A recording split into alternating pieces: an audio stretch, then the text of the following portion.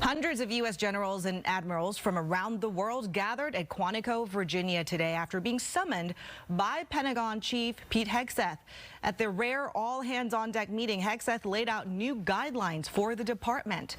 As Rebecca Castro reports, that includes strict physical fitness requirements and an emphasis on warfighting. In a room filled with nearly every one-star and above military officer the nation has, Secretary of War Pete Hegseth announced major changes coming to his department, focused on a return to merit and cutting out DEI policies. Foolish and reckless political leaders set the wrong compass heading, and we lost our way. We became the woke department, but not anymore.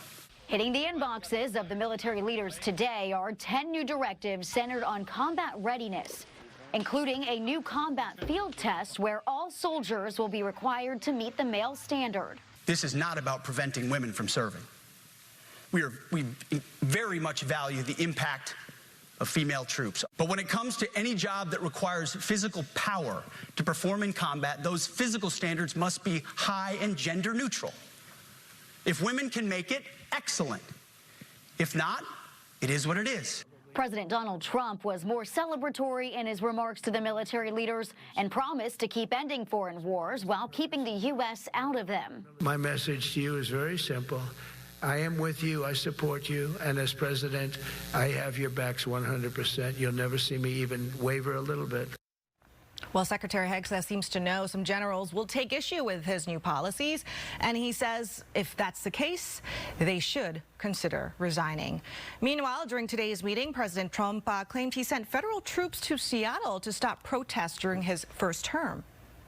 And so you look at some of the things where they took over parts of Seattle. They actually took over a big percentage of Seattle. Think of that. You remember that. That was a while ago. And I sent in the troops and they were gone. But Time magazine reports federal officers were deployed to Seattle in 2020, but were quickly withdrawn. Some of our reporters on the ground said they never saw federal troops, only local police.